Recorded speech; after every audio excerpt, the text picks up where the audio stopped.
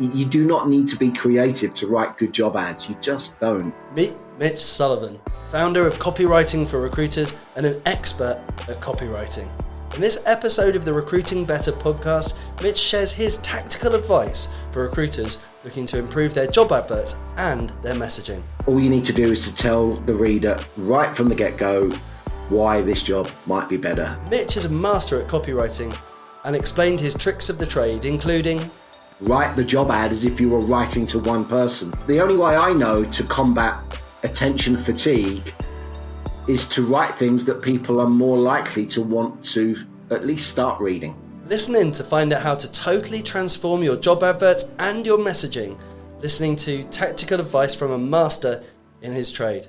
Welcome back to another episode of Recruiting Better with me, Ben Browning, and this time I'm joined by the inimitable Mitch Sullivan. Mitch has been working with recruiters, training and developing their copywriting skills for over 10 years, and prior to that, both a recruiter and retained recruitment coach and executive search guide to a number of recruiters. Mitch has built an enviable position on LinkedIn with an amazing following and an incredible volume of recommendations and referrals of people who've been through his course and experienced his work. Mitch's mission, it seems, is to arm every recruiter, be they an internal recruiter or working in a recruitment agency, with the skills of copywriting, which have never been more important. Mitch, it's a delight and pleasure to welcome you to the show. Thank you, Ben. That was some intro. There's a lot to live up to. Thanks. Well, I'm sure over the next 45 minutes, everyone will see exactly why I'm able to heap such praise upon you, because I'm sure some of the people listening, many of the people who are listening will have seen your content on LinkedIn, heard you on other podcasts, heard you in conversation in the past. So today is going to be another opportunity for you to share a little bit more about what it means to be an excellent copywriter as a recruiter in this current kind of state, and also to touch on a new project that you're working on currently, I believe, around how recruiters can start that process with the tools of an excellent job briefing.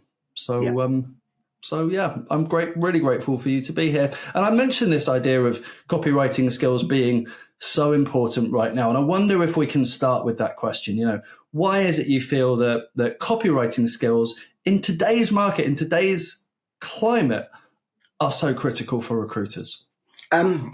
Well, the obvious comparison is when I first came into the industry, which was right at the back end of the 80s, like 89, I think it was. I didn't have to write anything. I had to write 3 job ads a week, and they were literally like 100-word job ads that went in as a composite half pager in like something like The Grocer or whatever, you know. Every single candidate and every single client engagement happened over the phone.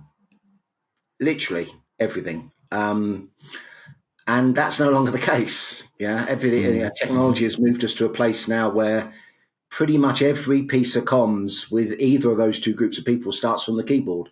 So logically, one would deduce that being able to construct sentences that people are going to want to read has become more important than it's ever been. Yeah, absolutely. So we're seeing, aren't we, all of that, as you say, communication coming through from the keyboard. You know, it's fascinating to me that it's a skill that recruiters perhaps haven't taken quite as seriously, maybe, as they might over that intervening period, which, as you say, is some time now. I've got a theory. Sorry to interrupt you, Ben, but I've got a theory around why that might be, actually. Will you share it? Yeah. I've been around recruitment now long enough to have seen 2 different eras, you know, the pre-internet age and the post-internet age, basically. And boy, do I wish I had been younger when the internet age had come along. I really do. Because, yeah, it just works for me on so many levels.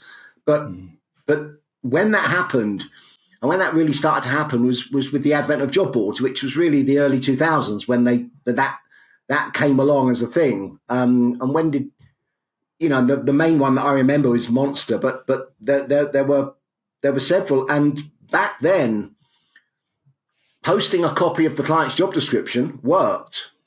And it worked because the novelty of people being able to find jobs really, really quickly, as opposed to having to go out and buy some kind of physical publication, and then flick through those pages and look at display ads and lineage ads to some extent. The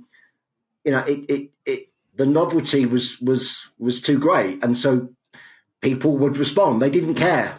They just looked at a job where they would read it or skim read it, get a gist of it, and think, yeah, that's, and they would respond accordingly. But as time has gone on, things change. People's attitudes towards things change, and they often change without anyone really realizing it or pinpointing why. And change normally happens slowly, organically, rather than, very, very rarely do we turn a corner in recruitment.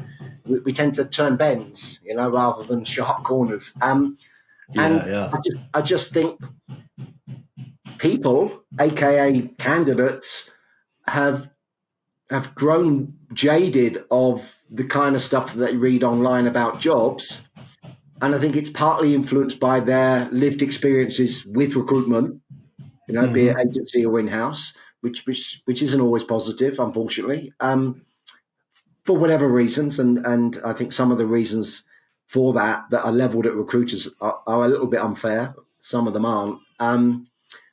So I just think, rather like a frog being boiled in water, no one's really noticed. It just happens so gradually. I just think it's just become the norm. This is how you post a job ad. Is what often gets said to trainees when they're in their first month or two in a business. And this is how we've always done it. And with the declining or diminishing returns, recruiters tend to have a habit of blaming either the tech platform or the candidates. Yeah, we see that, don't we? We see that. And I think you're absolutely right. That kind of accountability and responsibility for, the question that I always ask is, and it kind of runs contrary to that perception of this is the way we've always done it. It's like, if we were starting today, if we were doing, heard this phrase recently, zero-based accounting, right? Which is basically kind of a financial term, which means that you will start your budget going into the new year, rather than starting by thinking, right, what have we got and what do we need to continue and what do we need to pare back?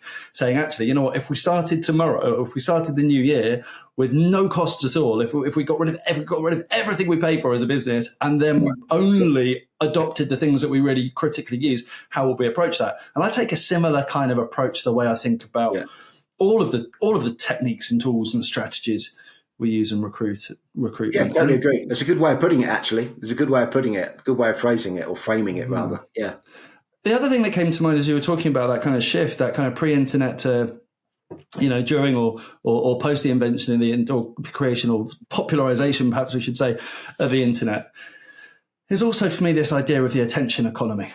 It's so much harder to get people's attention today for a variety of reasons, but it feels as though every channel that we use is overpopulated and often full of spam. So why is copywriting an important skill against that backdrop?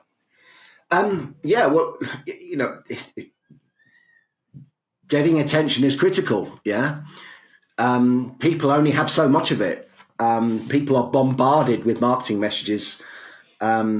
I seem to remember Jackie once saying that people today receive more marketing messages in a day than our grandparents received in a lifetime, or saw in a lifetime. Believe it, yeah. Yeah. And the more you think about that, the more you think, Christ, what is that doing to us as a species?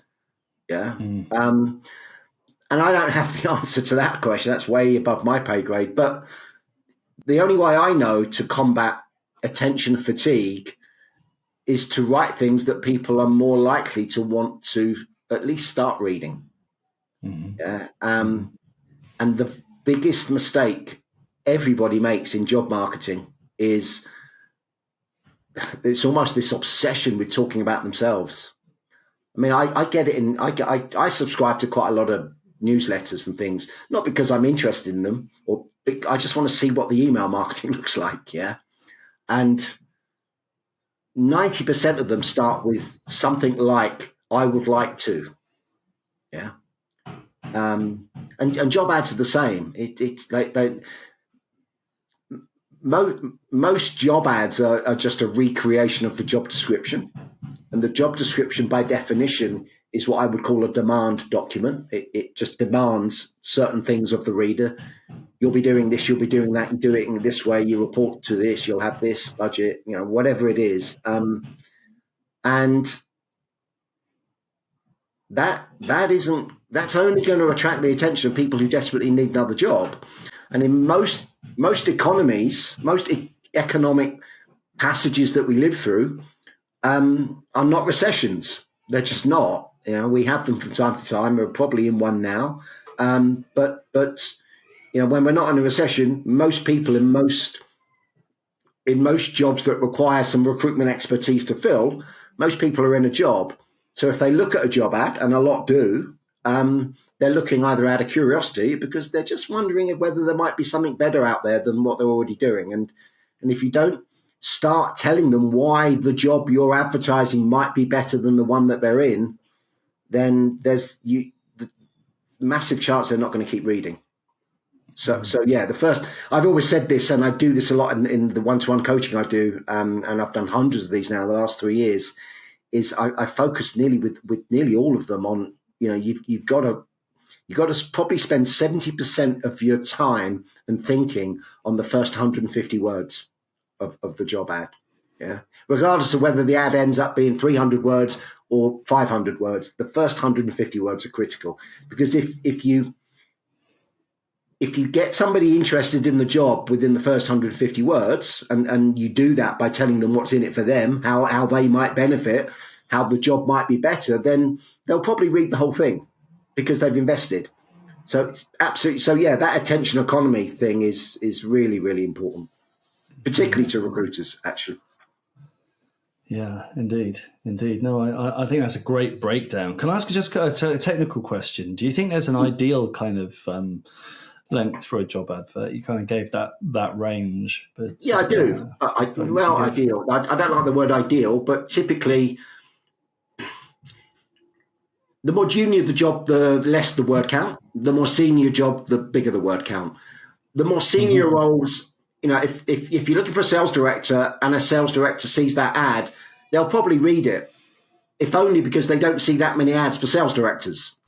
Yeah, particularly at a certain salary level, let's say sort of 120, 150K. Yeah, right. But you still can't bore them to death because they'll click away. Yeah, but you probably don't need to work quite as hard. But most jobs are somewhere in the middle of, So I would say for a junior role, it depends. I mean, some junior roles, like if you were running an ad for a trainee recruiter and you were looking for somebody who the only qualification was they've got some kind of work experience and they've got a sales personality, and or maybe a degree, although I think that's somewhat outdated as well. Then yeah, indeed. You may need to spend more time telling them what the job of a recruiter is. So you may need to break it down, which will up the word count. But in general, 250 to 300 words. I think optimum 350 to 400. But some more senior or complex roles, I think the biggest ad I've ever put out was 700 words. But that's rare. It's rare that a job ad needs to go over 500 for me. So somewhere between 300 and 500, I would say. Okay. Excellent. How does that, out of interest, compare the typical length of? I mean, I'm sure there's a real range, but how does that typically compare to the sorts of adverts that people are writing before you start working with them? Most. I mean, there are some you can tell are already trying to make an attempt at selling the job, and most of them that fall into that category do so by talking about the company. And this kind of connects back to the taking of the job brief, because I think a lot of recruiters, when taking a job brief, will just listen and take notes, not ask that many questions, certainly not ask any difficult questions, and they'll take whatever is told to them as gospel, and they'll take that to market. And it's my client is, or we are, growing, doing this, revolutionizing this, changing the world, whatever it might be. Our people are great. Our culture is awesome. And some of that may land, but it's as I've said many, many times before, it's like going out on a date and the other person just talking about how hot they think they are, you know. You're probably going to get bored within 20 minutes. Most will just lean very heavily on the job description. And I think they do that because most think that the stature of the company is the most important thing that people are interested in, whether they're passive or active as candidates. They think, well, that's the first thing people are going to want to know, and it just isn't. It's the second thing they want to know. First thing they want to know is how the job might be better, how what they'll be doing at that company is going to be more interesting, more rewarding than other jobs like it.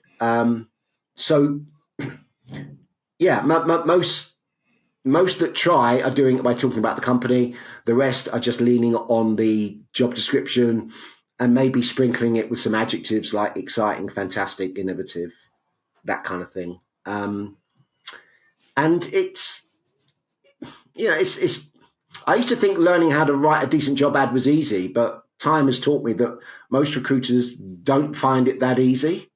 Because they've particularly those that have been in the business 5 or more years, they get in habits that can become somewhat indelible. And with younger, less experienced recruiters, there's far less to unpack in terms of bad habits.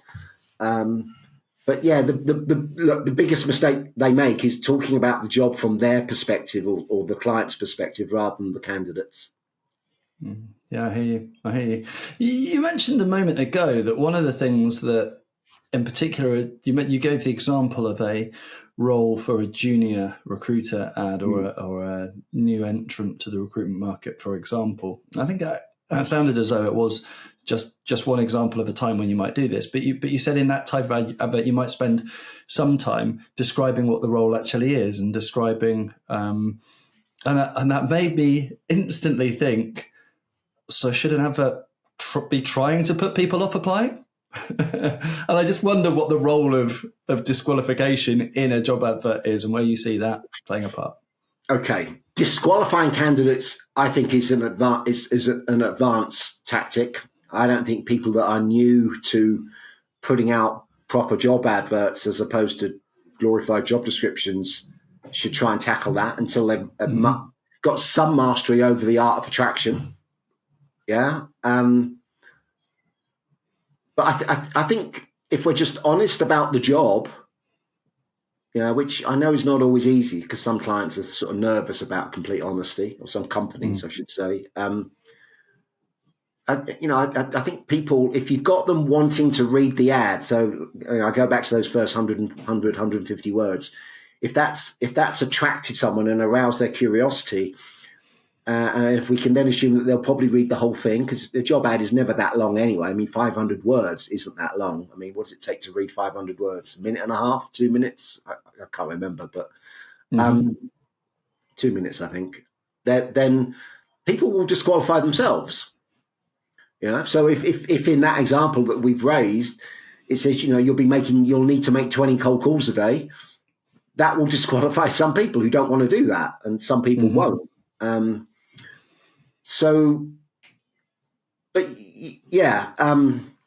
I'm nervous about disqualifying people. I think let's get good at attracting them first before we start doing that, basically. Yeah. Winning high quality new business is more difficult than ever. And as you know, we are strong advocates of using email in your BD outreach. But we also know that using email outreach campaigns is more and more difficult.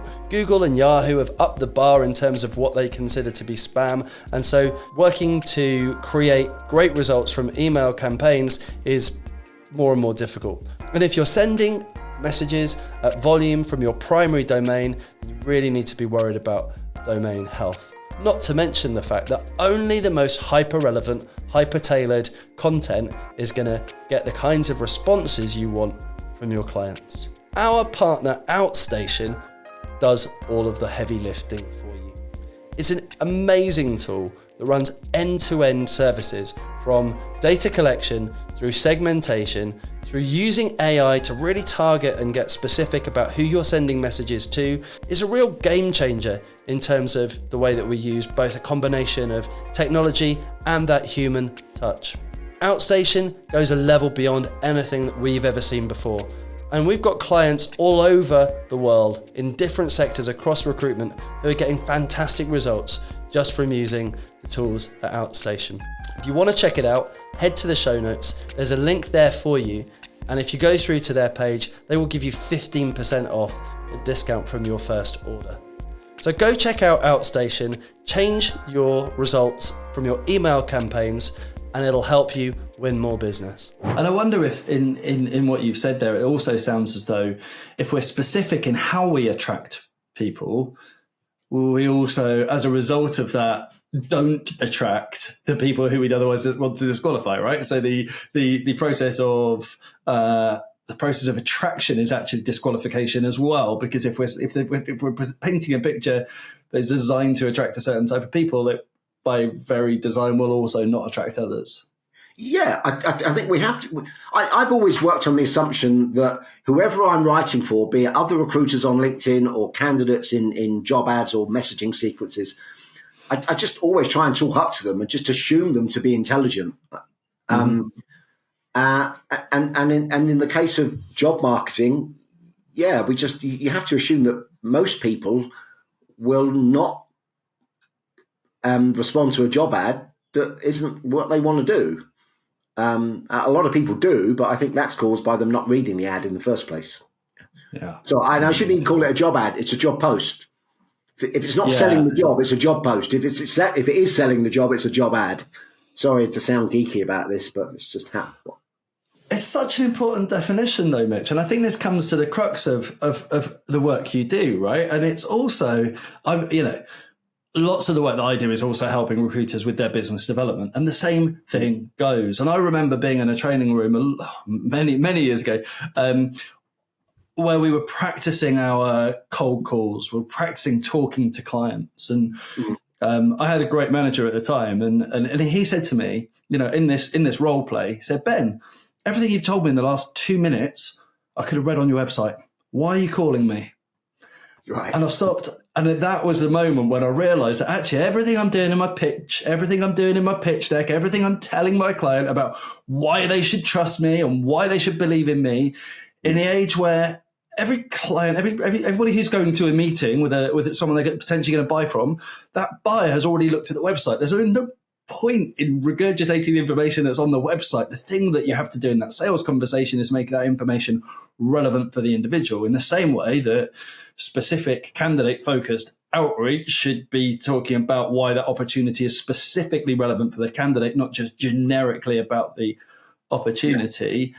But again, there's this level of distinction between what is an advert, what is a post, what is a description, what is and what is a marketing message or a kind of a value statement, and then what is a piece of information or a dialogue that the person you're talking to is actually going to get excited about.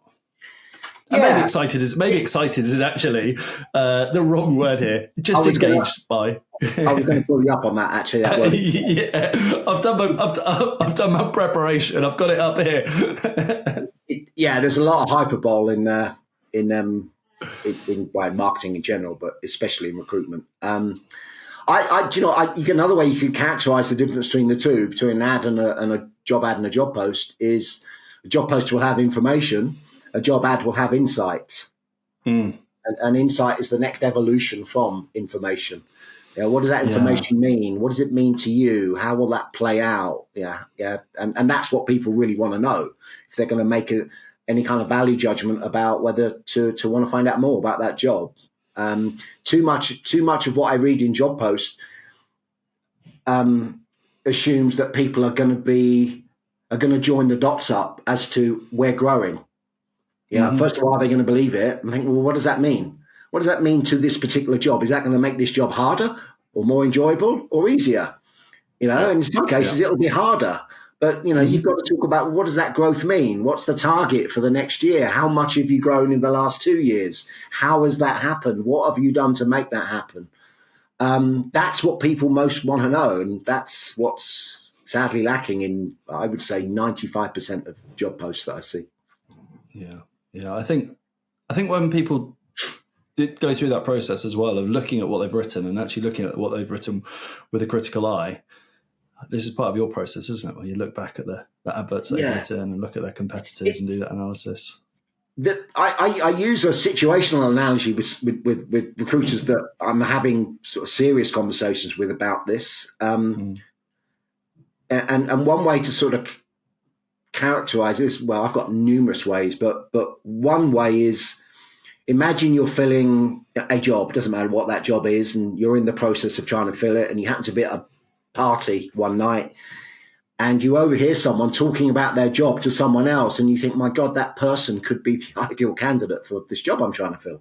So you find an excuse to go and talk to them, and you say, look, I overheard you, talking about your job, blah, blah, blah. I'm a recruiter. I happen to be working on a job as a blah, blah, blah, that I think you might be interested in.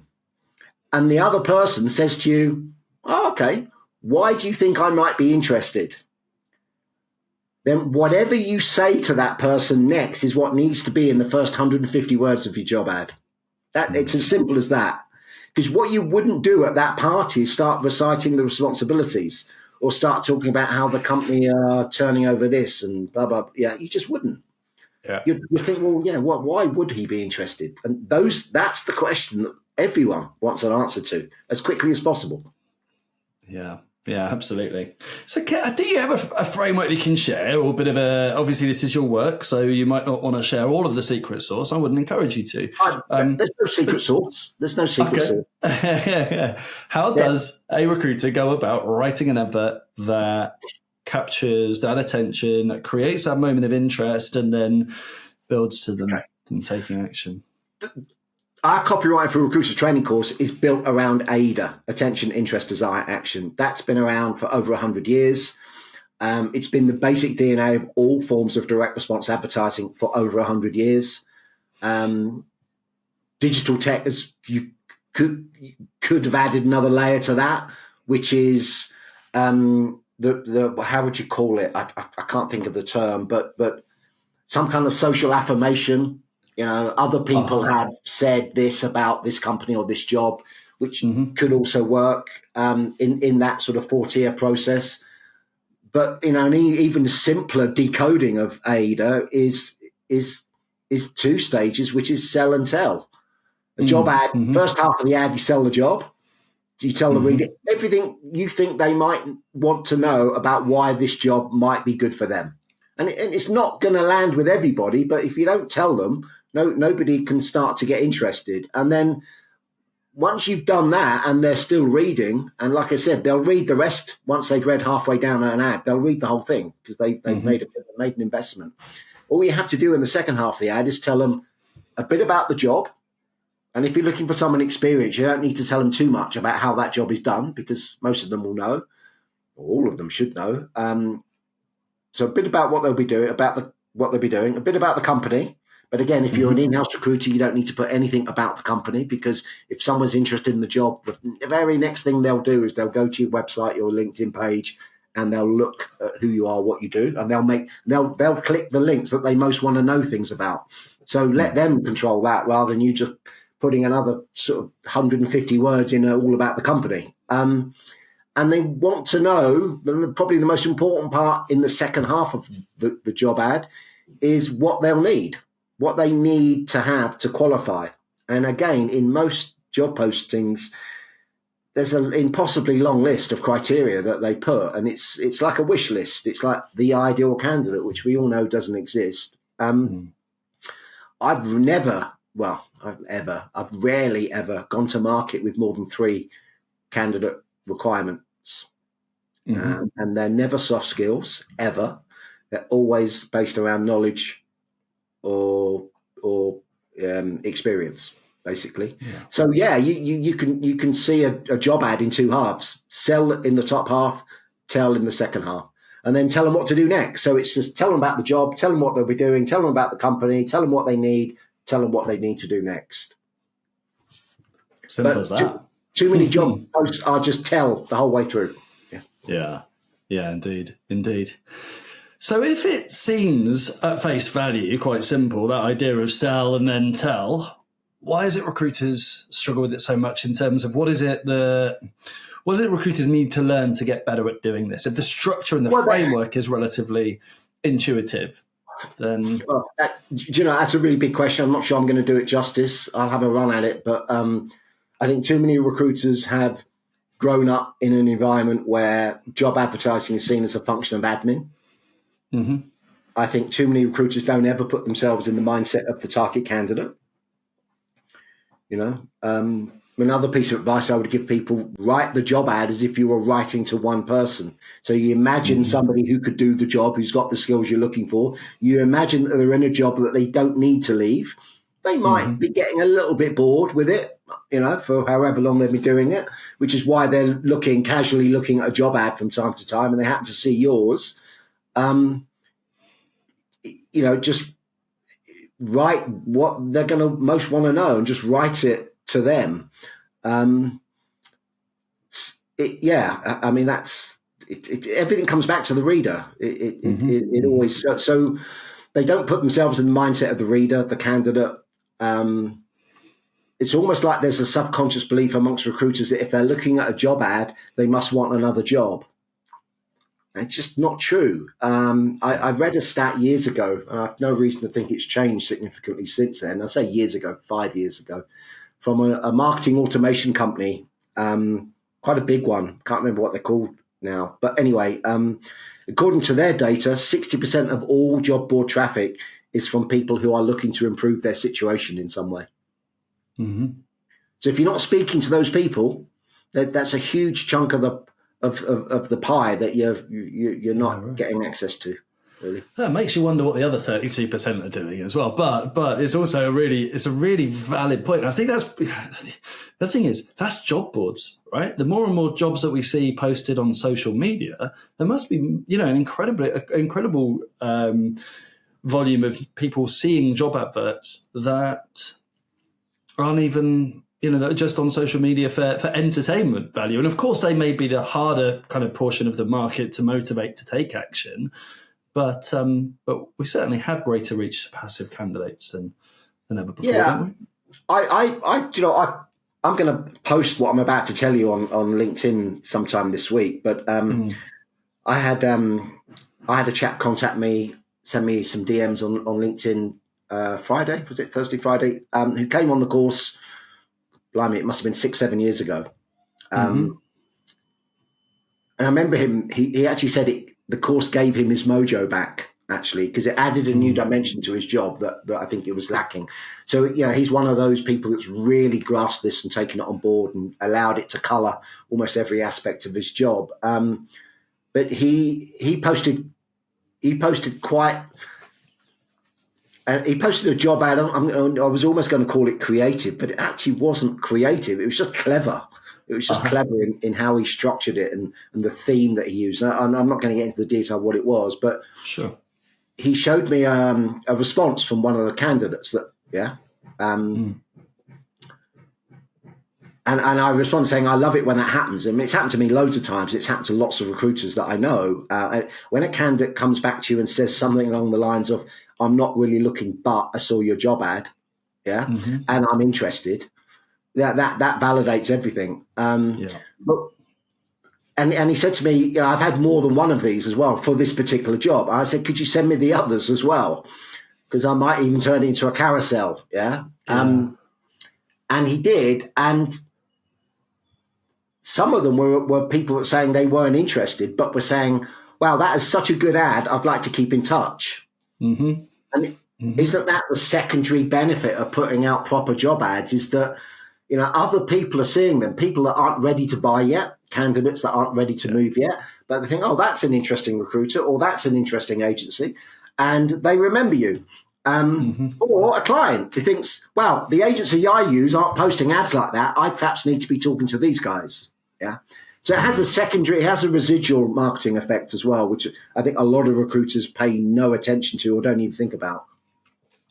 I saw on LinkedIn this very morning a post from a recruitment leader saying that candidates should build relationships with recruiters when they're not looking for a role. I support that message, but it's on the recruiter to make the relationship worthwhile, right? We can't simply tell people to say, "Oh, you know what you should do, candidates. You should come and knock on our door and see how we're doing." It's like, no, we need to be presenting something to the market that candidates want to engage with, people want to engage with, whether or not they're looking to hire, looking for a new job, or anything else. Totally agree. I love how some recruiters seem to enjoy offloading the responsibility to the candidate rather than themselves, which is essentially what you're saying. And on that same theme, I've seen, particularly this year, loads of recruiters putting out advice on how candidates should sell themselves in their CV, which is so ironic given that everything we've just talked about for the last 10 or 15 minutes. Yeah. Yeah, absolutely. You can imagine in the good old days, a recruiter getting a letter back saying, "I'll improve the quality of my CV when you improve the quality of your job advert." Right? Yeah, and I think that would be a valid comment. Absolutely. Yeah, indeed. Okay, cool. So we've got this relatively simple structure of sell and tell, or using AIDA: attention, interest, desire, and action. We understand the value and the importance of creating great job adverts, using great copywriting skills, or not even great copywriting skills, but competent copywriting skills to be able to start a narrative, a message that people want to read. And we know, because of the mass volume of these job posts rather than job adverts, that a job advert stands out a mile, especially on a job board. You mentioned that difference, and it was interesting that you noted that there wasn't necessarily a huge amount of creativity that went into the results that your former the person that you trained historically had used, but they were clever, they were smart, they'd done it in an effective way. Yeah, so we don't need to be creative to be effective. Absolutely not. And it's one of the big misnomers about copyright, particularly copywriting recruitment, but in general, actually, about this mystical, talent of being creative. I mean, how do you even define what creativity is? You do not need to be creative to write good job ads. You just don't. It helps for sure, because it's one way of grabbing attention is by starting your ad with something that nobody would expect to read at the top of a job ad. But there's got to be a payoff to that opener. It's got to make sense. It's got to be justified. If it's not, it's just clickbait. So yeah, it's creativity is not needed. All you need to do is to tell the reader right from the get-go why this job might be better. And I've had people push back to me on that. Go, well, you can't do that. How are you going to know what the reader's important to them? Of course, it's just guesswork. I said, well, no, it's not guesswork. If the client is telling you these are the things about this job that people might be interested in, and then you unpackage of them. So what does it mean? What does it look like? What would it mean to them? How long might that take for them to get there? And how big is the budget that they'll get for their training? All these kind of things that you think, right, and once you've identified them, then you turn them into benefits in your job ad. Yeah, I mean, one of the basic component parts of selling is turning features into benefits, as you well know. But equally, transposing that over to messaging, because people get a little bit confused about messaging. And most of the messages I've seen, and probably you've seen as well, don't get read because they're too long. I mean, your opening message is 300 words and it's from a recruiter and it's got an attached job description to it. Most people are just going to think, fuck that, seriously, edit that out if you need to. But why would they read 300 words from a stranger, particularly a recruiter they don't know? And why would they open an attachment from a stranger and or from a recruiter? They just wouldn't. And so, how to get attention via messaging is, well, don't rely on one message. Have a 3-message sequence that gets somebody to the point where they want to have a phone call with you. Yeah. And all that first message needs to be, it doesn't need to be longer than about 60 words, which is something like, hi, Ben, I'm working on an XYZ job that I think you might be interested in because benefit 1, benefit 2.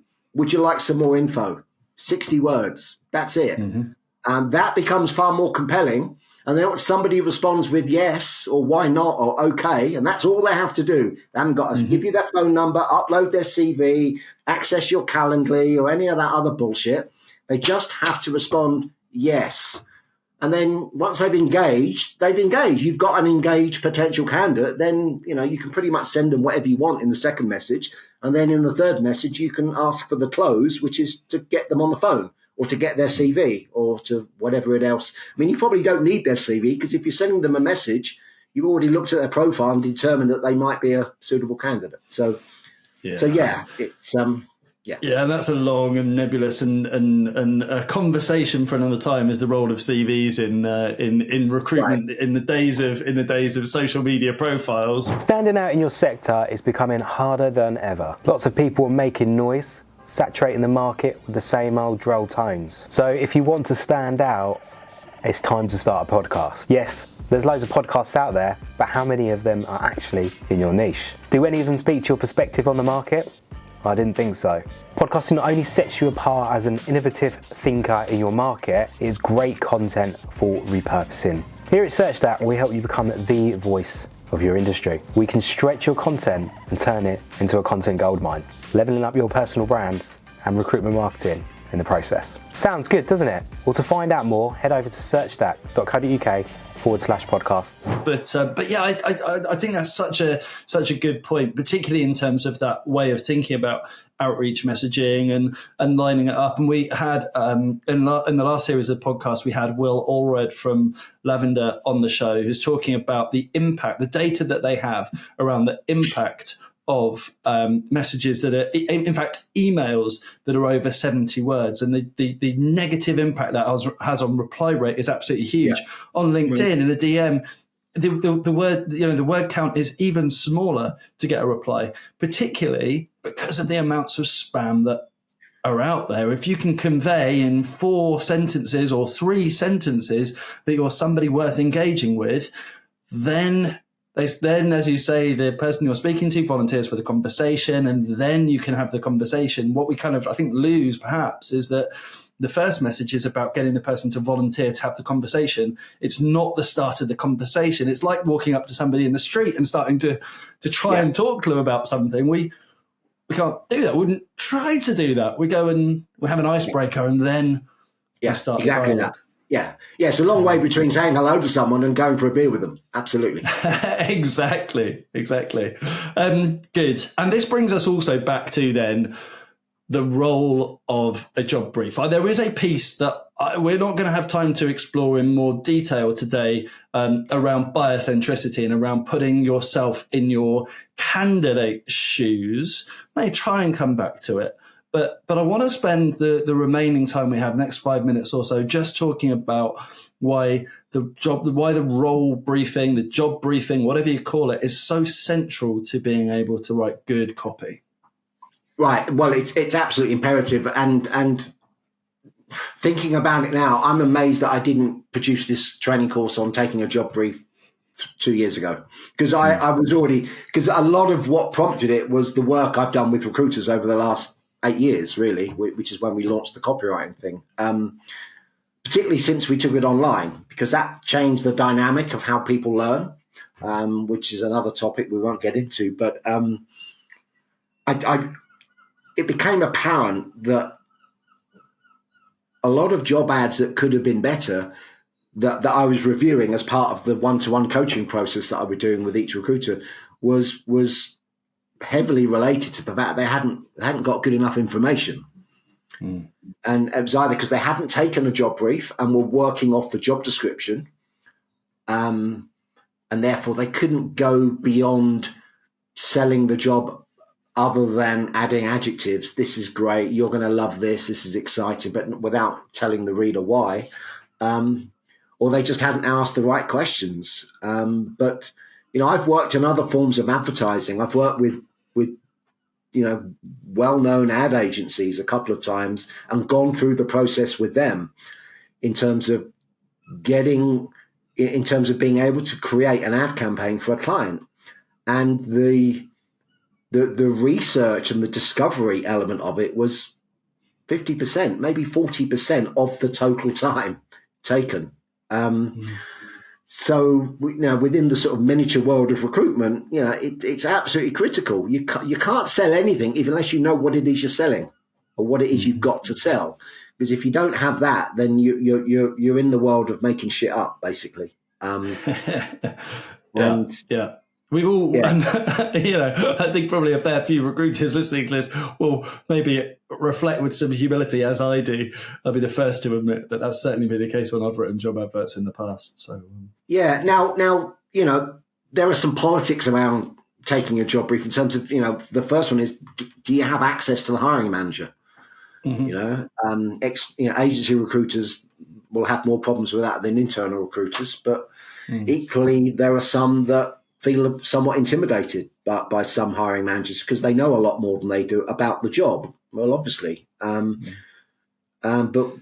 what one area of expertise that they can bring to that meeting is knowledge on how to sell the job. Because I've met in my entire life, and I've been in recruitment now for 33 years. I might be wrong by one or two, but I think I've met 3 hiring managers in my life who knew how to sell a job. Seriously, 3, maybe 4, out of hundreds and hundreds and hundreds. And it's not that difficult a thing to learn. And if you can take that into the meeting, that will then really turbocharge how you take that brief, the kind of questions you ask, and questions that the hiring manager will be impressed by because they won't have been asked it before. Yeah, right. Have you got any particular examples that you like? The big one, the one that opens the door is, well, I have a 2-question approach, and I've been using this particularly now, and it evolved over time, but in the format I'm about to give it to you, I've been using this for about 15 years.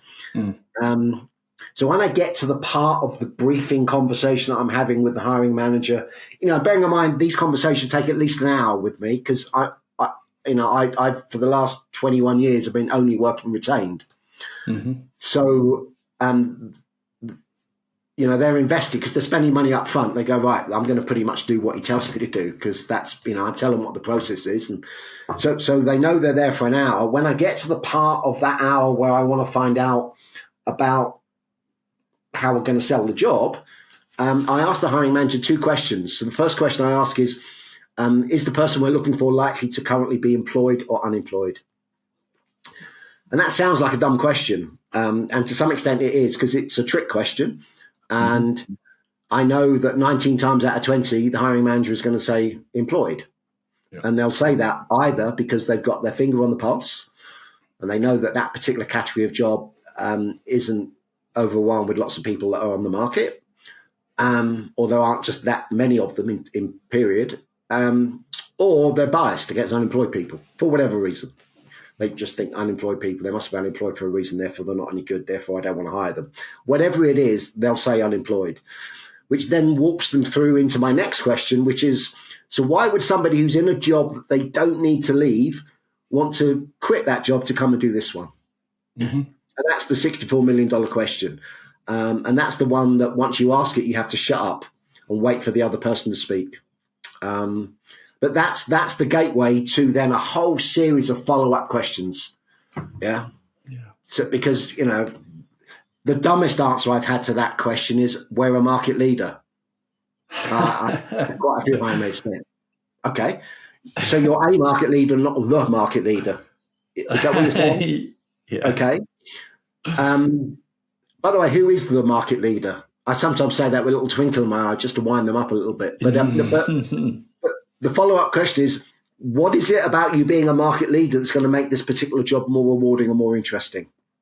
Love it. No, and most can't answer it. So we say, well, look, and then I say, look, we need to give these people reasons to do one of the most stressful things that any of us will ever do in our lifetime, which is change jobs. It's right up there with public speaking, getting married, all that kind of stuff that causes people stress. Why would we expect them to willingly walk into that process without them having good reason to do so? Once I give them that speech, they get it. So what is it? And then we start getting into things like training and more autonomy or control over who you hire or better tech or better environment or whatever. There's 100 things it could be. And you just need to find 2 or 3. It's not hard. Yeah, there's always something. And the other the other end of those scales. So on one part of the scales, you've got the reasons why somebody might want the job. But if those are few and far between, or the company are struggling to come up with valid things, then you've got to change the person spec. Because if somebody's not going to make a sideways move to do this job over the one that they're doing, then we need someone who's going to make either a career change or an upward move. So you've got to start fishing for people for whom that job would be a step up. And those are some of the easiest jobs in the world to sell. You just have to get the kind of the SEO part of it right and the job title right, so that you can actually get enough people finding it. But yeah, it's if the candidate profile is realistic, you've got to sell the job. But if it's not, then you've got to change the candidate profile and think, well, do they really need 10 years experience? Do they really need to know all of these coding languages? And so on and so on. And this is, and just to kind of just double down on a couple of your points there are three things that in particular stood out to me about what you were sharing around job briefing. Firstly, research, right? The amount of research that goes into a typical advertising campaign. When we think about how many recruiters today are still struggling with real candidate scarcity, real issues around generating and engaging talent, and actually building talent communities, which I think is this era's kind of biggest challenge, is how do you gain and build a sustained audience of people who are listening to you, as we discussed earlier, even when they're not looking for a role. So we're looking at that research piece, and we're thinking, how many job adverts does a recruiter read on a daily or weekly basis? How do they compare them? And when they go to the employer they're taking the job brief from, how are they sharing that information? Are they saying, look, this is how the 4 competitors who are currently recruiting the exact same role are displaying it? How do you think we should display yours? Creates a nice starting point. So research. You then touched on that emotional change, right? So taking a new job or moving roles, as you say, is not only one of the most the biggest kind of changes we make, but really intimidating and scary, because unlike getting married, which you do to typically somebody you've already met or spent some time with before, or buying a house, which that's probably actually a bit scary too, but certainly the first time, but you need somewhere to live. But with a job, it's like, oh my God, there's all these people I don't know, all these things. Like I could, get fired, I could let people down, or maybe I'm not as good. I'm trying to oversell myself, whatever that looks like. That emotional shift is huge. And what you've just said is actually a counter argument, and a valid one, to all of the posts that we've both seen over the years, where mostly recruiters, but also candidates, are complaining about the length of the process or the amount of stages that are involved. Yeah. And I think if someone is seriously considering moving from a secure job to a new job, they need as much information as possible to make that decision. And often that involves not only talking to the hiring manager and maybe one of the directors, but also other people doing that job in that department as well. Do we know, has anyone done the study on the difference between people's frustration with the length of the process, but with groups based on the successful or the hired candidate, the future employee, versus the other candidates? Because I wonder if actually what we're seeing is people get frustrated with the process, sure, but the reason they get frustrated with the process, just like and the reality is that the person who took the job was like, no, I loved meeting everybody along the way. I loved having all those conversations. I found it really useful to be engaged. Of course, that person is probably, certainly a small percentage of the people who originally applied for the role, and maybe a small percentage of the number of candidates who were taken through the entire process. But the person who ended up, our target audience, your target reader, that individual was always motivated through the process, and they didn't mind it being so long. I don't know. That's just a hypothesis, and I'm sure that the truth isn't quite exactly there, but it does make you wonder, right? The truth is always nuanced and will vary depending on the context of each situation, because recruitment can change ever so slightly each time depending on the company, the geography, the type of job discipline, and so on and so on. And I think also we shouldn't get too bogged down with time, how long it takes from start to finish, and perhaps focus more on how many touch points there are. You can have 5 or 6 touch points and you can achieve that in 2 weeks, 3 weeks. It doesn't have to take 2 months.